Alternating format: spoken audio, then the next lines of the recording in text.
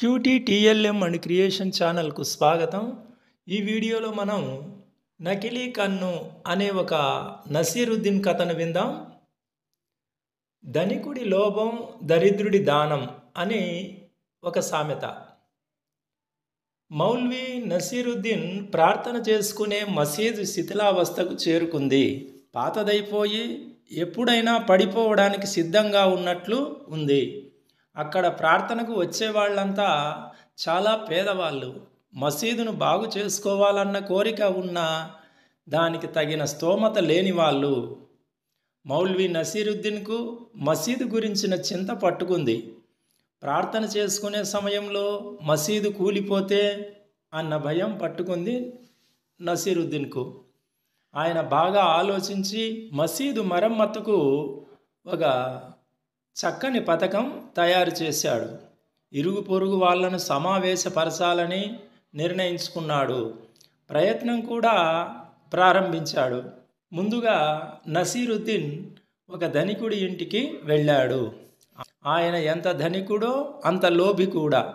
ఆ ధనికుడి కళ్ళల్లో ఒకటి నకిలీది. ఎవరికి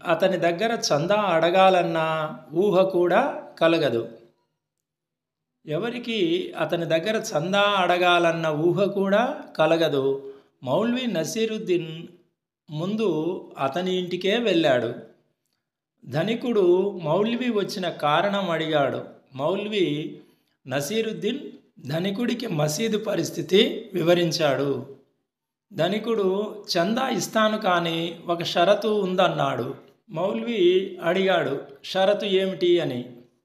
నా కళ్ళలో ఏది నకిలీ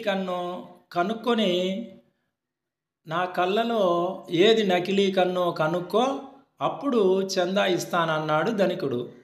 మౌల్వీ నసీరుద్దీన్ ధనికుడి కళ్ళలోకి ఒక్కసారి చూసి ఎడమ కన్ను నకిలీదని చెప్పాడు. ధనికుడు ఆశ్చర్యపోయాడు. ఎలా కనుక్కోగలిగావని అడిగాడు. ధనికుడు మౌల్వీ నసీరుద్దీన్ సూటిగా జవాబిచ్చాడు. మీ అసలు కన్నుకు దయ ప్రేమ ఉండవు కదా, అందుకే అది రాయిలా కనిపిస్తున్నది. మీ ఎడమ కంట్లో కొంచెం దయా ప్రేమ కనిపించాయి కాబట్టి అదే నకిలీదై ఉండాలి అని అన్నాడు. మౌల్వీ నసీరుద్దీన్ నిర్మోహమాటంగా చెప్పిన మాట లోబి అయిన ధనికుడు సిగ్గుపడ్డాడు. మొత్తము మసీదు మరమ్మత్తు ఖర్చు తానే భరించడమే కాక మౌల్వీ నసీరుద్దీన్కు కూడా మంచి కానుక ఇచ్చాడు ధనికుడు. దీన్ని బట్టే ధనికుడి పిసినారితనం దరిద్రుడి దానం అనే సామెత పుట్టింది.